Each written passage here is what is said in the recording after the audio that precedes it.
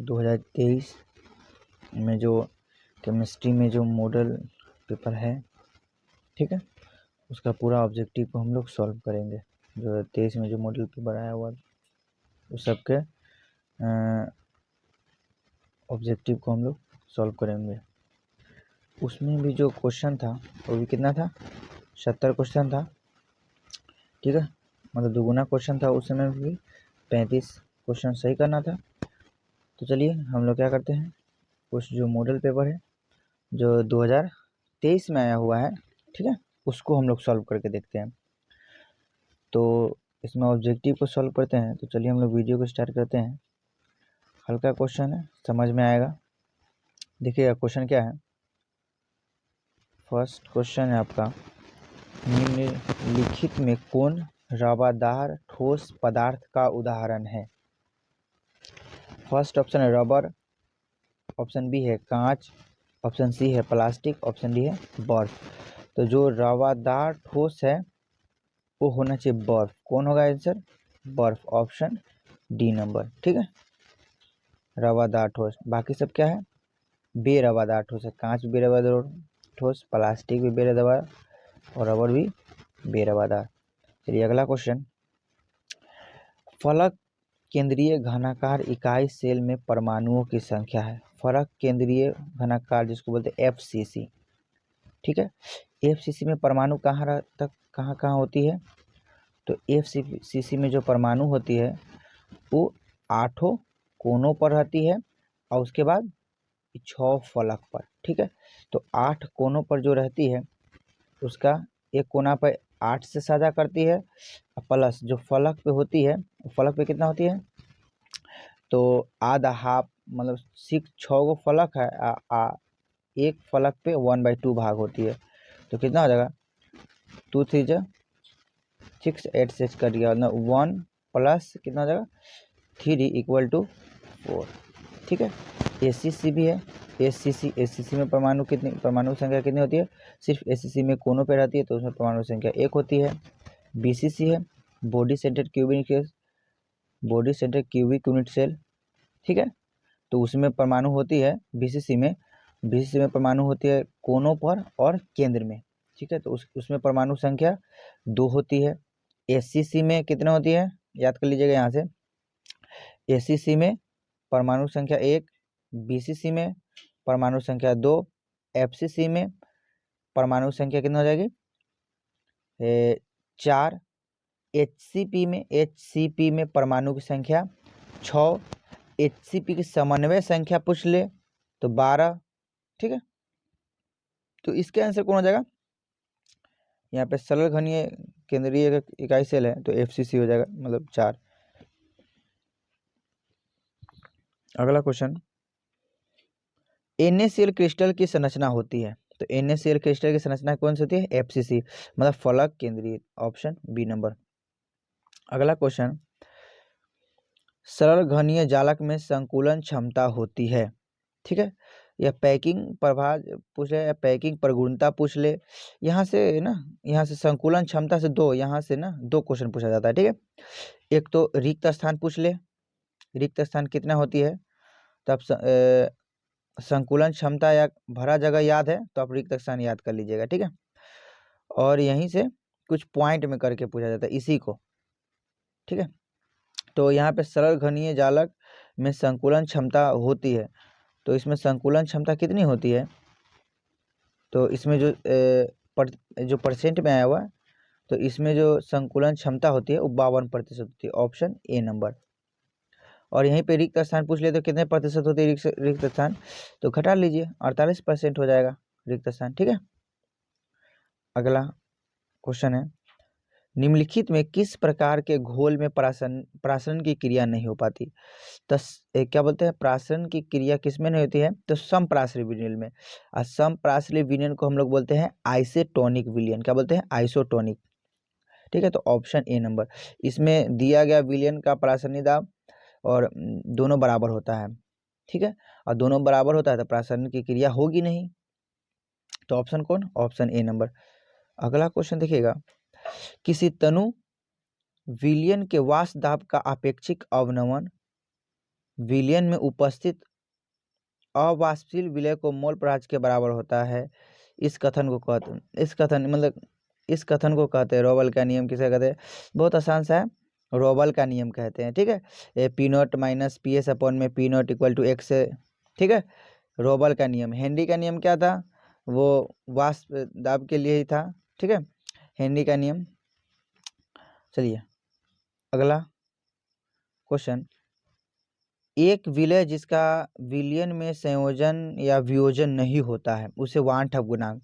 तो वान ठप गुणांक जब जिसका मतलब किसी विलयन में हम डालते हैं वो अपघट ना हो, मतलब न टूटे न जुड़े, मतलब उसका क्या है, न वियोजन हो न संयोजन हो, तो उसके लिए वान ठप गुणांक 1 होता है। कितना होता है? 1 होता है। यदि क्या हो, यदि वो वियोजित हो रहा होगा, वियोजन की प्रक्रिया होगी, वैसा अपघट जिसको हम विलयन में डालने पर वो वियोजित हो रहा होगा, तो उसके लिए वान ठप गुणांक का मान होता है वो 1 से क्या होता है? अधिक होता है, मतलब 1 से अधिक। ठीक है, 1 से अधिक होता है। और जो संयोजन की प्रक्रिया जहाँ हो रहा होगा उसके लिए वान ठप गुणांक 1 से कम होता है। ठीक है, याद करके रखिएगा इस चीज़ को। इसका तो क्या हो जाएगा, ये संयोजी नहीं है ना वियोजी है, तो इसके लिए वान ठप गुणांक 1 होगा। अगला क्वेश्चन देखिए, किसी द्रवित NaCl का वैद्युत अपघटन से कैथोड पर निम्नलिखित में कौन मुक्त होता है? तो यहाँ से द्रवित NaCl हो गया, गलित NaCl हो गया, इसको देख लीजिएगा आप लोग। ठीक है, तो NaCl देखिए, Na क्या होगा? प्लस और Cl माइनस। तो ये भी क्या है? द्रवित है। ठीक है, द्रवित NaCl में वैद्युत अपघटन पर निम्नलिखित में कौन मुक्त होगा? तो Na किस में होगा? Na जो क्या है, Na जो रिलीज होगा, ठीक है, Na जो मुक्त होगा वो होगा किस पे? प्लस है तो माइनस वाला कैथोड पे होगा। कैथोड पे आई किस पे हो जाएगा? एनोड पे हो जाएगा। ठीक है, तो ये किस पे होगा? सोडियम कैथोड पे। तो ऑप्शन कौन हो जाएगा इसका? ऑप्शन बी नंबर, जो कैथोड पे मुक्त होगा वो सोडियम होगा। अगला क्वेश्चन, फैराडे का विद्युत विच्छेदन के प्रथम नियम निरूपित करने के लिए निम्नलिखित कौन है? तो फैराडे का प्रथम नियम क्या कहता है? किसी विद्युत अपघट विलयन में जब विद्युत धारा प्रवाहित करते हैं तो इलेक्ट्रोड पे मुक्त हुए पदार्थ की मात्रा, ठीक है, उस तुल्यांक के समानुपाती होती है, तो वही हो जाएगा ये एम इक्वल टू क्या है? एम इक्वल टू ये क्या है? HCT या CZT, ये ऑप्शन ये लिख सकते हैं आप इसको, option B number, option B number. अगला क्वेश्चन, निम्नलिखित में कौन सी अभिक्रिया एनोड, क्वेश्चन है 10th नंबर, निम्नलिखित में कौन सी अभिक्रिया एनोड पर संभव है? ठीक है, एनोड पर जो अभिक्रिया संभव होता है, एनोड पर जो अभिक्रिया होता है वो ऑक्सीकरण अभिक्रिया होती है। कौन सी अभिक्रिया होती है? ऑक्सीकरण। ऑक्सीकरण किसे कहते हैं? किसे कहते हैं ऑक्सीकरण? तो ऑक्सीकरण संख्या में वृद्धि को ऑक्सीकरण कहते हैं। ठीक है, अवकरण किसे कहते हैं? तो ऑक्सीकरण संख्या में कमी को अवकरण कहते हैं। ठीक है, तो यहाँ पे ऑक्सीकरण है, तो इसमें कौन सी अभिक्रिया ऑक्सीकरण नहीं हो, जिसमें ऑक्सीकरण नहीं हो रहा होगा, ये हम बता, निम्नलिखित में कौन सी एनोड पर संभव नहीं है? तो एनोड पर संभव कौन नहीं होता है? एनोड पर जो संभव क्या है, निम्नलिखित में कौन सी अभिक्रिया एनोड पर संभव नहीं है? ठीक है, तो जो एनोड पर संभव नहीं है, तो एनोड पर क्या होता है? ऑक्सीकरण होता है। तो यहाँ पे ये क्या है? ये भी अभिक्रिया संभव नहीं, ये भी क्या है? यहाँ पे इसकी ऑक्सीकरण संख्या है और यहाँ है कितना? यहाँ है प्लस, यहाँ पे +6 या +6 से 3 हो गया, तो 3 तो माइनस मतलब घट गया यहाँ पे, तो ऑक्सीकरण संख्या में घटा तो कौन सा अवकरण होगा? ये भी यहाँ पे 0 है, 0 से कितना हो रहा है? -1 हो रहा है। ये भी यहाँ पे भी नहीं है। ठीक है, तो जो आंसर होगा वो होगा ऑप्शन डी नंबर। ठीक है, इनमें से कोई भी प्रक्रिया नहीं है जो एनोड पर संभव है। एनोड पर ऑक्सीकरण ही संभव होता है। ठीक है, अगला, निम्नलिखित में किस वैद्युत अपघट के विलयन का विशिष्ट चालक तो सबसे कम है? तो इसमें सबसे कम विशिष्ट चालक किसका होगा? तो एक फार्मूला मोलर तुल्यांकी चालकता e lambda e q equal to kappa into 1000 upon में नॉर्मलिटी, ऐसा फार्मूला पढ़े थे। तो यहीं से कप्पा बराबर जो फार्मूला आता था क्या आता था? कप्पा यहीं से क्या हो जाएगा, kappa equal to normality into lambda U Q upon में 1000। तो यहाँ पे देखिए कप्पा इंटू एन आया, तो कप्पा जिसका ज़्यादा मतलब विशिष्ट चालकता जिसका ज़्यादा होगा, नॉर्मलिटी उसका ज़्यादा, मतलब जिसका नॉर्मेलिटी ज़्यादा उसका विशिष्ट चालकता ज़्यादा, जिसकी विशिष्ट चालकता ज़्यादा उसकी नॉर्मेलिटी ज़्यादा। मतलब पता चला क्या कि जो विशिष्ट चालकता हुआ वो किसके समानुपाती है, नॉर्मेलिटी के समानुपाती है। तो यहाँ क्या है, विशिष्ट चालकता सबसे कम, तो जिसका नॉर्मेलिटी सबसे कम उसकी विशिष्ट चालकता सबसे कम हो। ठीक है, तो ऑप्शन कौन हो जाएगा, जिसकी कम होगी, तो ऑप्शन बी नंबर। अगला क्वेश्चन देखिए, अभिक्रिया अभिक्रिया 2A से B के लिए वेग निरूपित निम्नलिखित में से किसके द्वारा होता है, किसके द्वारा कर सकते हैं। ये तो आसान है, इसका निरूपण करने के लिए क्या करते हैं, इसके लिए यह अभिक्रिया है, ठीक है, तो इसके लिए कौन हो जाएगा, सीधा अभिक्रिया बी बना है, तो इसके लिए यह अभिकारक है तो हमेशा घटवे करेगा, तो माइनस लग जाएगा इसके लिए, -1/2 dA में dt, जो आंसर होगा लगा लीजिए, कौन सा होगा, option C number, option C number. अगला क्वेश्चन, किसी अभिक्रिया के वेग स्थिरांक निम्नलिखित में किस पर निर्भर करता है, न समय पे निर्भर करता है, न मात्रक पे, न भार पे, ताप पे निर्भर करता है, ऑप्शन ए नंबर। ठीक है, ऑप्शन ए नंबर। अगला क्वेश्चन, निम्नलिखित में कौन प्रथम कोटि की अभिक्रिया नहीं है, प्रथम कोटि की अभिक्रिया नहीं है, तो इनमें से ये प्रथम कोटि अभिक्रिया है, ये भी प्रथम कोटि अभिक्रिया है। ठीक है, और फर्स्ट वाला भी प्रथम कोटि अभिक्रिया, ऑप्शन बी प्रथम कोटि अभिक्रिया नहीं है, तो कौन आंसर हो जाएगा, ऑप्शन बी नंबर। ठीक है, अगला क्वेश्चन, जल में H2 प्लस Cl2 और सूर्य का प्रकाश 2HCl मतलब अभिक्रिया में कोटि है, तो इसकी जो जैविक ऐसा सूर्य का प्रकाश जहाँ पे होगा वो शून्य कोटि अभिक्रिया होगा। ठीक है, तो H2 और Cl2 मिलकर 2H से बनता है, तो कौन सा अभिक्रिया होगा, शून्य कोटि अभिक्रिया। अगला क्वेश्चन, अधिशोषण की प्रक्रिया है, अधिशोषण उष्माशोषी, ऑक्सीकरण, अवकरण, पृष्ठीय घटना, तो अधिशोषण एक पृष्ठीय घटना होती है, ऑप्शन पृष्ठीय घटना। ठीक है, अगला क्वेश्चन, दूध है, ठीक है, तो दूध क्या है, क्या है, दूध है, तो दूध है वसा में परिक्षेपित वसा, या वसा में परिक्षेपित जल, या ये जल में कैसीन का निलंबन, या जल में परिक्षेपित वसा, तो होता है दूध जो होता है वो जल में परिक्षेपित वसा होता है, ऑप्शन सी नंबर। ठीक है, जल में परिक्षेपित वसा जो वाटर में उसमें वसा होता है। अगला क्वेश्चन, निम्नलिखित में कौन वैद्युत अपघट्ट फेरिक हाइड्रोक्साइड शोल के अस्कंदन में सबसे कम प्रभावी होता है। देखिए सबसे कम प्रभावी होता है, तो सबसे कम प्रभावी जो होगा जहाँ पे आयन कम कम होगा। ठीक है, तो जो सबसे कम प्रभावी होगा K+Br, ऑप्शन सी नंबर होगा। अगला क्वेश्चन, किसी रासायनिक अभिक्रिया में उत्प्रेरक क्या करता है, प्रतिफल की मात्रा में बदल देता है, सक्रियण ऊर्जा को घटाता है, हाँ सक्रियण ऊर्जा को घटाया जाता है, अभिक्रिया जल्द बहुत फास्ट हो जाता है, तो ऑप्शन बी नंबर। अगला क्वेश्चन, निम्नलिखित में किस धातु का साइनाइड विधि द्वारा, निम्नलिखित में किस धातु को साइनाइड विधि द्वारा प्राप्त किया जाता है, तो जो साइनाइड विधि द्वारा प्राप्त किया जाता है वो सिल्वर को प्राप्त किया जाता है, ऑप्शन सी नंबर। अगला क्वेश्चन, निम्नलिखित में किसके द्वारा अभिधमन भट्टी में लौह ऑक्साइड का अवकरण होता है, तो लौह ऑक्साइड का अवकरण पहले क्या करते हैं हम, जैसे कि लौह ऑक्साइड का अवकरण करने के लिए हम क्या करते हैं, सबसे पहले उसमें किसके द्वारा होता है। ठीक है, तो हम सबसे पहले हम कार्बन मिलाते हैं, कार्बन मिलाते हैं O2 के साथ, तो ये बन जाता है CO। ठीक है, संतुलित कीजिएगा, तो यहाँ पे तो कार्बन मोनोऑक्साइड बनता है, और कार्बन मोनोऑक्साइड लौह ऑक्साइड को Fe2O3 को, ठीक है, इससे अभिक्रिया कर लेता है, Fe2O3 को कार्बन मोनोऑक्साइड, कार्बन मोनोऑक्साइड बदलता है Fe और प्लस CO2 निकाल देता है। ठीक है, तो यहाँ पे ये कौन है, ये अवकरण कौन कर रहा है, कार्बन मोनोऑक्साइड। ठीक है, ठीक क्या लगाइएगा, कार्बन मोनोऑक्साइड, तो आंसर कौन आएगा, option carbon monoxide, option B number, option क्या हो जाएगा, सी नंबर। अगला देखिए, वैद्युत अपघटन पर आधारित किसी अशुद्ध धातु के शोधन की प्रक्रिया कहलाती है, तो वैद्युत अपघटन पर आधारित किसी अशुद्ध धातु के शोधन की प्रक्रिया कहलाती है? तो वैद्युत शोधन कहलाती है, ऑप्शन ए नंबर। अगला क्वेश्चन देखिए, निम्नलिखित में किससे तांबा का निष्कर्षण किया जाता है?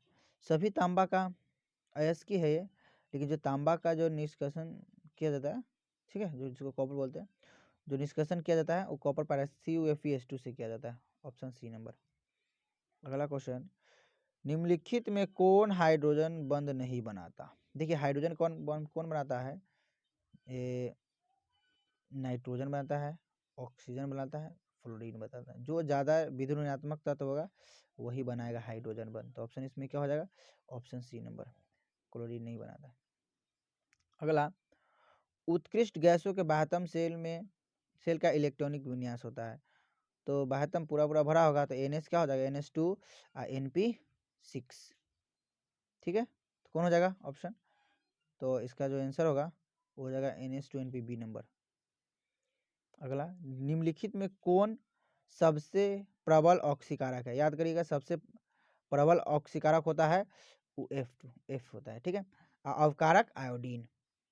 अगला क्वेश्चन, S8 में सल्फर की ऑक्सीकरण अवस्था होती है। S8 में सल्फर की जो ऑक्सीकरण अवस्था होती है वो 0 होती है।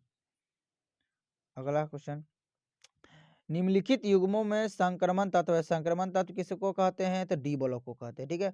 अति संक्रमण किसको कहते हैं? तो F ब्लॉक को कहते हैं, ठीक है। तो इसमें से कौन संक्रमण है?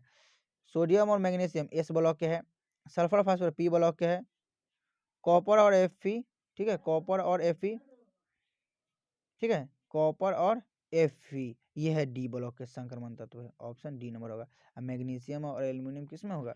Eb, मैग्नीशियम Eb नहीं हुआ, Eb अलग है, यहाँ पे कौन हो जाएगा? ऑप्शन डी नंबर, यही कॉपर और Fe D ब्लॉक के है, तो D ब्लॉक को ही संक्रमण कहते हैं। अगला, निम्नलिखित में कौन आयन प्रतिचुंबकीय?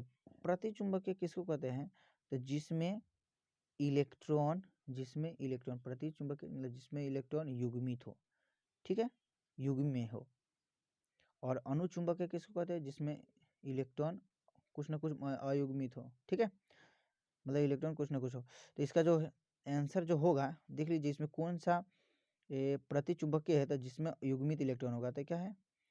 स्केडियम 3+ है, ठीक है, यही होना है। देखिए सबको निकालिएगा ना, तो देखिए इसका हो जाएगा 4s2 3d 4s2 3d1, यहाँ पे 4s2 3d1, तो ये होता है स्केडियम का। यहाँ से भी इलेक्ट्रॉन चला गया, यहाँ से भी इलेक्ट्रॉन चला गया, ठीक है, तो पूरा 0 हो गया, मतलब इसमें पूरा आगे जाके भी इलेक्ट्रॉन होगा, ठीक है, तो पूरा भरा होगा, तो पूरा पेयर होगा, तो ऑप्शन सी नंबर,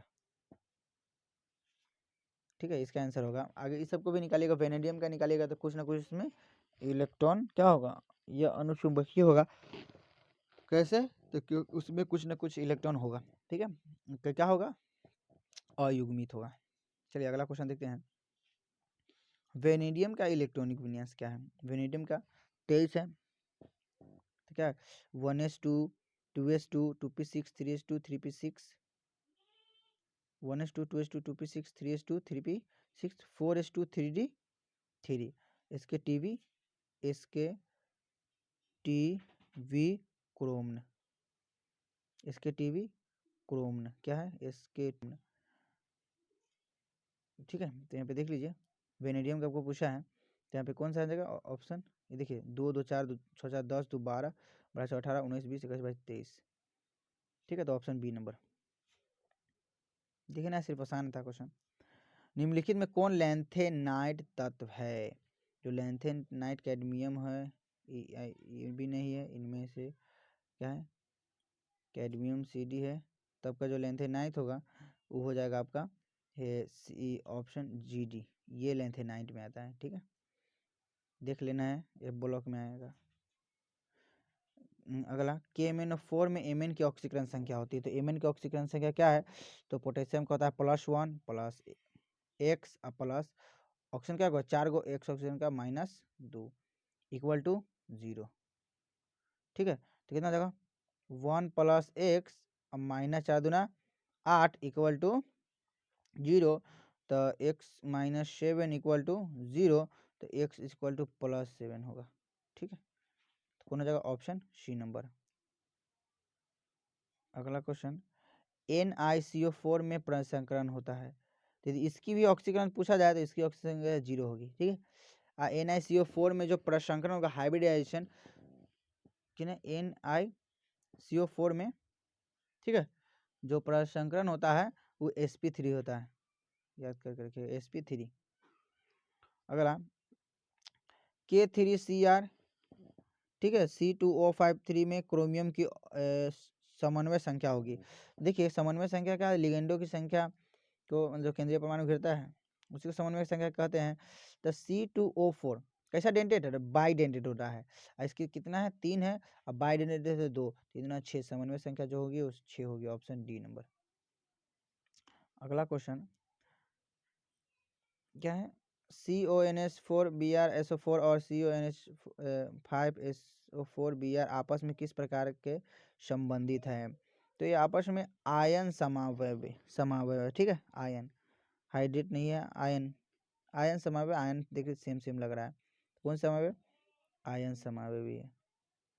अगला क्लोरोफॉर्म है एक, देखिए क्लोरोफॉर्म का सूत्र क्या होता है? CHCl3। प्राथमिक हैलाइड नहीं, सिर्फ एक क्लोरीन होता तब प्राथमिक हैलाइड हो सकता था। टर्सरी 3 है, टर्शियरी हैलाइड नहीं। ट्राई हैलोजन व्युत्पन्न, हाँ ट्राई हैलोजन व्युत्पन्न है, मतलब हैलोजन को हटा, मतलब व्युत्पन्न है, व्युत्पन्न करके CH4 से किया गया है। ठीक है, तो ऑप्शन सी नंबर। अगला एथिल ब्रोमाइड की अभिक्रिया सोडियम धातु से शुष्क ईथर में कराते हैं तो बनता है, तो कौन सी अभिक्रिया है बताइए? एथिल ब्रोमाइड की अभिक्रिया, ठीक है, देखिए एथिल ब्रोमाइड क्या है? C2H5Br, इसी को एथिल ब्रोमाइड बोलते हैं। एथिल ब्रोमाइड की अभिक्रिया सोडियम धातु से, किसे? Na से शुष्क ईथर की उपस्थिति में कराते हैं तो क्या होता है?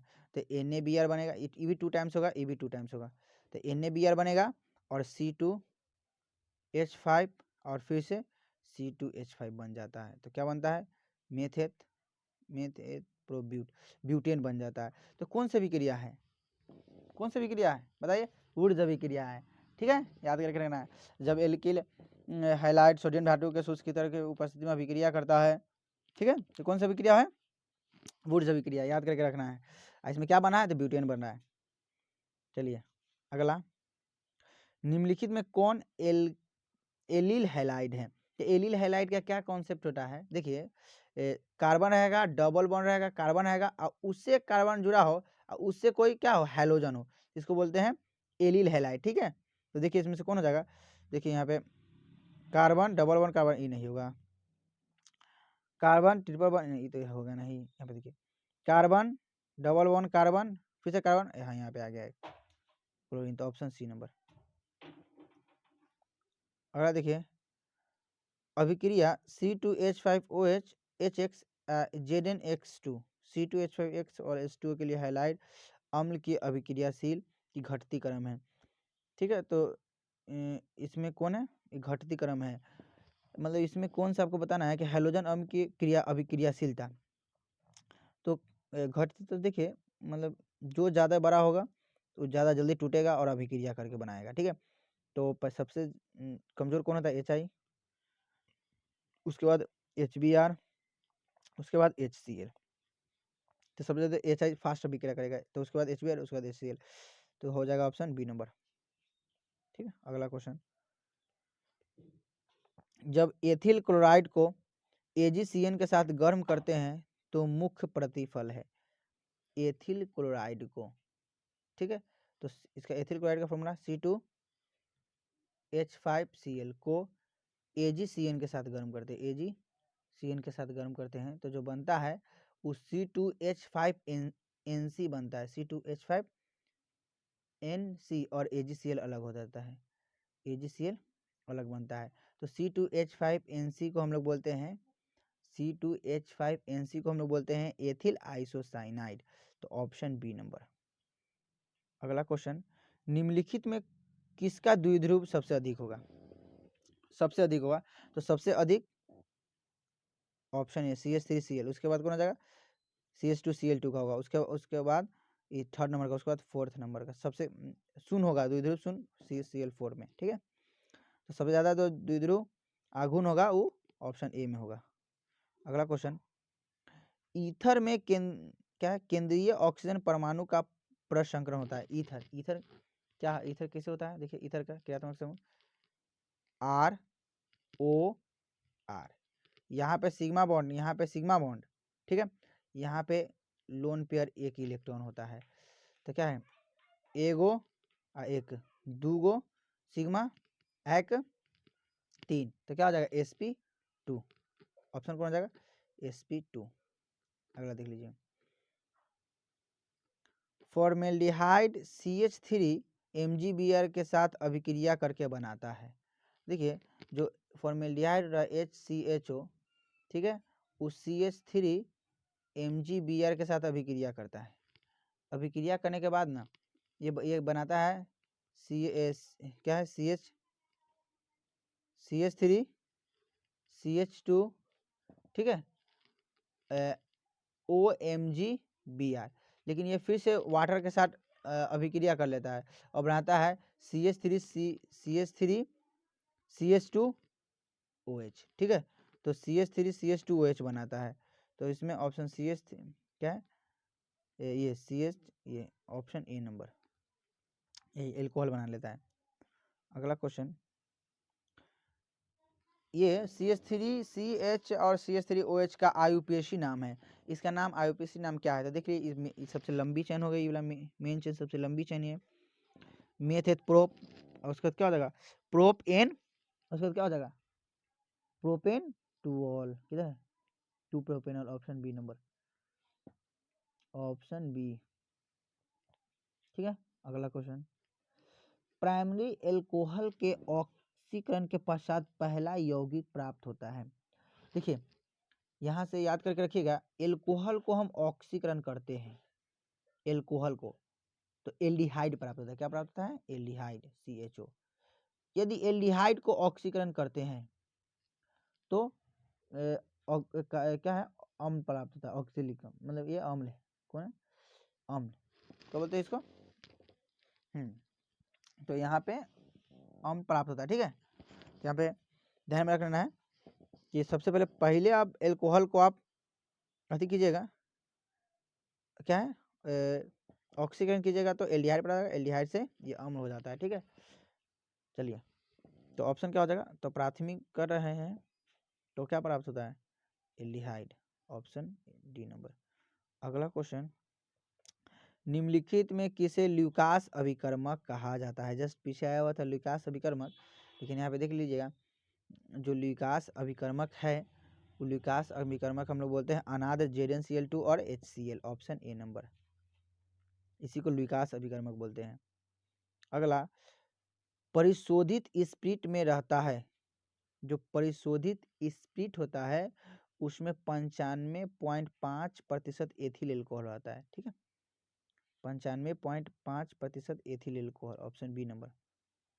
अगला क्वेश्चन, एल्डिहाइड एवं कीटोन का समान सूत्र होता है, तो एल्डिहाइड एवं कीटोन का जो समान सूत्र होता है ये तो डायरेक्ट है, ठीक है, CnH2nO, ऑप्शन, या फार्मूला लिख के भी बना सकते हैं। देखिए एल्डिहाइड का HCHO, ये एल्डिहाइड है, ठीक है, इसको डायरेक्ट फार्मूला लिखिए CnH कितना है उसका दुगुना O लिख लीजिए, ठीक है।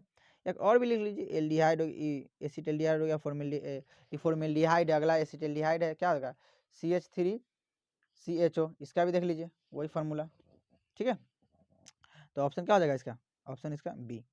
अगला क्वेश्चन, निम्नलिखित में किसके साथ कैनिजारो अभिक्रिया होती है, कैनिजारो अभिक्रिया के लिए अल्फा हाइड्रोजन जिसमें होगा, कैनिजारो अभिक्रिया नहीं होगा, तो किसमें अल्फा हाइड्रोजन नहीं है, किसमें अल्फा हाइड्रोजन नहीं है, तो यही है B HCH, option B number. अगला, CH3CHO को IUPAC नाम कहते हैं, देखिए IUPAC CH3 को, तो CH3CHO एल्डिहाइड है तो ऑप्शन दिया हुआ है एसिटाल्डिहाइड, ठीक है, साधारण नाम हुआ, ठीक है। ऑप्शन ए नंबर कैसा हुआ, साधारण नाम हुआ, तो ये नहीं होगा, ठीक है। आपको 2 कार्बन के लिए मेथ एथ हो जाएगा, एथ एन और CHO के लिए और लग जाता है, तो क्या हो जाएगा एथेनॉल, ऑप्शन बी नंबर। अगला क्वेश्चन, कार्बोक्सिलिक अम्लों का क्रियाशील मूलक होता है, तो कार्बोक्सिलिक अम्लों के लिए क्रियाशील मूलक क्या होता है, ये COH bond COH, option A. ये किसका है, ये देखिए तो ऑप्शन बी वाला, ये एल्डिहाइड का है, ठीक है, एल्डिहाइड। CO किसका है, कीटोन का है, कीटोन का है। O किसका है, ईथर का है, याद करके रखिएगा, ठीक है। चलिए अगला क्वेश्चन, निम्नलिखित में किसके साथ मोनोकार्बोक्सिलिक अम्ल क्रियाशील समवायता प्रदर्शित करता है, तो क्या है, कार्बोक्सिलिक है ना, कार्बोक्सिलिक को एस्टर के साथ करता है, ठीक है, सेम टू सेम होता है। इसमें भी COOH होबे करता है, यहाँ पे एस्टर में भी COO इधर से अति होता है, ठीक है। तो एस्टर किसके साथ, एस्टर के साथ होता है, ऑप्शन डी नंबर। अगला क्वेश्चन, निम्नलिखित में कौन प्राइमरी एमीन को निरूपित करता है, जिसमें सिर्फ एक आर जुड़ा होगा, ऑप्शन कौन जाएगा, ऑप्शन ए नंबर, ये प्राइमरी एमीन है। ये ऑप्शन बी सेकेंडरी एमीन है, ऑप्शन सी टर्शरी एमीन है। अगला क्वेश्चन, मेथिल एमीन को क्लोरोफॉर्म और एल्कोहल के साथ गर्म करते हैं, गर्म करने पर बनाएगा मेथिल एमीन को, ठीक है। क्या क्वेश्चन है, मेथिल एमीन को, तो मेथिल एमीन का फॉर्मूला CH3NH2 को किसके साथ, तो CHCl3 क्लोरोफॉर्म के साथ किसकी मतलब KOH की उपस्थिति में गर्म से करते हैं, ठीक है। तो पहले यहाँ से क्या बनेगा, क्या है, KOH है, क्या है यहाँ पे, ये यहाँ पे है KOH, KOIH, इसके साथ अभी क्या करते हैं, यहाँ पे K और Cl, 3KCl लेके चला जाएगा, KCl बन जाएगा, ठीक है। और यहाँ पे जो CH3 है, CH3, और यहाँ पे जो बनेगा वो मेन प्रोडक्ट वो CH3NC बनेगा, ठीक है, CH3NC।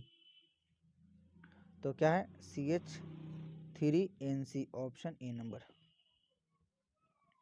अगला, ट्राईमेथिल एमीन है, ट्राईमेथिल एमीन, तो ट्राईमेथिल एमीन है एक प्राइमरी एमीन, तो ट्राईमेथिल देखिए क्या है, ये N होगा, इधर से मेथिल, इधर से मेथिल, इधर से मेथिल, तो ट्राई एमीन मेथिल होता है, टर्शरी एमीन होता है, ठीक है, तो ऑप्शन सी नंबर। अगला क्वेश्चन, निम्नलिखित में किसका एल्कीकरण संभव है, तो किसका एल्कीकरण संभव है, प्राइमरी एमीन का, अगला है सेकेंडरी एमीन का, अगला है टर्शरी एमीन का, और क्या है, इनमें से सभी। तो ठीक है, मतलब इसमें हैलोजन से मतलब क्या है, एल्कीकरण है, इनमें से किसका एल्कीकरण, मतलब RX से मतलब हैलोजन से या हाइलाइड से अभिक्रिया कराते हैं, ठीक है, तो कौन हाइड्रोजन जुड़ जाता है, तो मतलब इनमें से सभी में जुड़ जाएगा, ठीक है, इनमें सभी में जुड़ जुड़ के बना देगा। जैसे कि क्या है, C, यहाँ पे C है, यहाँ पे NH मतलब क्या है, मान लीजिए यहाँ पे C को छोड़िए, यहाँ पे R है, यहाँ पे NH2 है, इसका हम कराएंगे तो यहाँ पे R2NH बन जाएगा, सेकेंडरी को भी करा सकते हैं, टर्सरी को भी करा सकते हैं, तो इनमें से ऑप्शन कौन आएगा, इनमें से ऑप्शन सभी डी नंबर में। अगला क्वेश्चन, क्या है, आणविक सूत्र C4H10 के द्वारा कितने प्राइमरी एमीन संभव है, हमको बना बना के देखना है। देखिए प्राइमरी एमीन हमको बनाना है, देखिए एक प्राइमरी क्या हो सकता है, CH3, एक एक मतलब सिंपल वाला, मतलब डायरेक्ट CH2 CH2 CH2NH2, एक तो ये हो सकता है, ये हो एक बना गया। अगला देखिए CH3 CH2 CHNH2 और यहाँ पे लगा दीजिए CH3, एक ये बन सकता है। और अपना से बना बना के देखना है, ठीक है, प्राइमरी एमीन होना चाहिए, प्राइमरी एमीन मतलब एक ही तरफ से, नाइट्रोजन में एक ही तरफ से क्या होना चाहिए, एक ही तरफ से सिर्फ चैन जुड़ना चाहिए, ऐसा बना के देखना है। ये 2 हो गया, एक क्या होता है, एक कार्बन यहाँ रखिए, ऊपर भी एक कार्बन जोड़िए, यहाँ पे भी एक कार्बन जोड़िए, यहाँ पे भी एक कार्बन जोड़िए, यहाँ से NH2 बना दीजिए, ठीक है, ये तीसरा क्या बन गया, ठीक है। और एक क्या कीजिए, एक एक यहाँ पे रखिए, ये दोनों से जोड़ दीजिए कार्बन कार्बन को, और एक यहाँ पे कार्बन जो रखिए, उसके बाद एक यहाँ पे, उसके बाद NH2 जोड़िए, तो 4 लगभग मतलब अप्रोक्स ज़्यादा से ज़्यादा 4 बन सकता है, ऑप्शन डी नंबर। अगला क्वेश्चन, एसीटोनाइट्राइल है, एसीटोनाइट्राइल है, तो एसीटोनाइट्राइल इनमें से कौन होगा एसीटोनाइट्राइल? तो देखते हैं, एथेन नाइट, क्या एथेन, हाँ एसीटो एथेन बोलते हैं, ऑप्शन बी नंबर। अगला क्वेश्चन, निम्नलिखित में कौन मोनोसेकेराइड है? तो सुक्रोज पॉलीसेकेराइड होता है, माल्टोज पॉलीसेकेराइड होता है, लैक्टोज और गैलेक्टोज क्या है? जो इसका होगा, जो गैलेक्टोज है ना, वो मोनोसेकेराइड होता है, गैलेक्टोज। अगला, न्यूक्लिक अम्लों में निम्नलिखित में कौन सा क्रम होता है? तो न्यूक्लिक अम्ल में जो क्रम होता है वो क्या है? फॉस्फेट, शर्करा और बेस होता है, फॉस्फेट, शर्करा और बेस, फॉस्फेट, शर्करा और बेस, ऑप्शन डी नंबर, यही क्रम में होता है। अगला क्वेश्चन, विटामिन सी की कमी से कौन सी रोग होती है? तो विटामिन सी की कमी से स्कॉर्बी होता है, विटामिन ए की कमी से रोतौंधी होता है, विटामिन बी की कमी से बेरी बेरी होता है, विटामिन डी की कमी से क्या होता है? रिकेट्स होता है। तो ऑप्शन क्या हो जाएगा? Option D number. अगला क्वेश्चन, निम्नलिखित में कौन आवश्यक एमिनो अम्ल है? ठीक है, आवश्यक एमिनो अम्ल जो होता है क्या? Glycine, lysine, serine. आवश्यक एमिनो अम्ल किसको कहते हैं? जो शरीर नहीं बनाता है, खुद हमको बाहर से क्या करना पड़ता है? ग्रहण करना पड़ता है, ठीक है, बाहर से हमको ग्रहण करता है। तो लाइसिन जो है वो आवश्यक एमिनो अम्ल है, बाहर से इसको लेते हैं, ठीक है। अगला, आधे घंटे में निम्नलिखित में किसके द्वारा क्या? आधे घंटे में निम्नलिखित में किसके द्वारा स्टार्च को माल्टोज में बदला जाता है? मतलब स्टार्च को माल्टोज में बदलते हैं तो उनमें कौन सा एंजाइम वहां पे काम करता है? ठीक है, क्या है? स्टार्च को माल्टोज में, तो कौन सा एंजाइम वहां पे काम करता है? ठीक है, वहां पे डाइजेस्टेस काम करता है, ये डाइजेस्टेस, ऑप्शन डी नंबर, ठीक है, ऑप्शन डी। कौन सा जगह? Option D number. अगला क्वेश्चन, निम्नलिखित में कौन प्राकृतिक रबर है? ठीक है, प्राकृतिक रबर की कौन होगा? बेकेलाइट तो होगा नहीं, बेकेलाइट होगा नहीं, बेकेलाइट होगा नहीं, नाइलो ये भी नहीं होगा, पॉलीएथिलीन ये भी नहीं होगा, ऑप्शन ए नंबर, यही है प्राकृतिक रबर, आइसोप्रीन। अगला देखिए, कैप्रोलेक्टम निम्नलिखित में किसका मोनोमर है? तो कैप्रोलेक्टम किसका है? आसान है बहुत, देखिए बहुलक के चैप्टर से है, ठीक है। तो कैप्रोलेक्टम किसका है मोनोमर? तो नाइलोन 6 का है, ऑप्शन ए नंबर। अगला क्वेश्चन, निम्नलिखित में डेक्रोन किसका उदाहरण है? डेक्रोन बताइए किसका उदाहरण है? डेक्रोन देख लीजिए, बहुत आसान क्वेश्चन है, पोलिस्टर का उदाहरण है डेक्रोन। अगला क्वेश्चन, क्लो क्लोरामीन टी है, क्लोरामीन टी है, मतलब इनमें से कौन है क्लोरामीन टी? देख लीजिए, ये भी बहुत आसान है, ये हमारे जीवन में रसायन चैप्टर से है, कौन हो जाएगा? तो ऑप्शन डी, जो क्लोरामीन टी है एंटीसेप्टिक होता है, ठीक है। अगला, पेनिसिलिन का सबसे पहले आविष्कार किसने किया था? तो Alexander Fleming, option A number. Penicillin जो दर्द दूध में मतलब क्या है, काम में आता है, पेनिसिलिन, पेनिसिलिन जी, ठीक है सब। अगला, फिनॉल का उपयोग निम्नलिखित में किसके रूप में किया जाता है? कीटाणुनाशक के रूप में, एंटीसेप्टिक के रूप में, एंटासिड के रूप में और डिसइंफेक्टेड के रूप में, ठीक है। तो यहाँ पे हो जाएगा डिसइंफेक्टेड के रूप में, ठीक है, फिनॉल का उपयोग करते हैं डिसइंफेक्टेड के रूप में। अगला क्वेश्चन, मॉर्फिन है एक, तो जो मॉर्फिन है वो क्या है? ये भी एक टेबलेट क्या है? तो देखिए मॉर्फिन एक टेबलेट ही होता है, तो मॉर्फिन है वो दर्द में काम आता है, ठीक है। तो option B analgesic, analgesic, option B number. चलिए, तो हमारा ये 70 ऑब्जेक्टिव क्या हुआ? कंप्लीट हुआ। और यहाँ पे आप देख लीजिए कुछ इससे सब्जेक्टिव भी है, जैसे इकाई सेल किसे कहते हैं, जेडेनो ठंडा में उजला होता है एवं गर्म में पीला होता है, व्याख्या करें।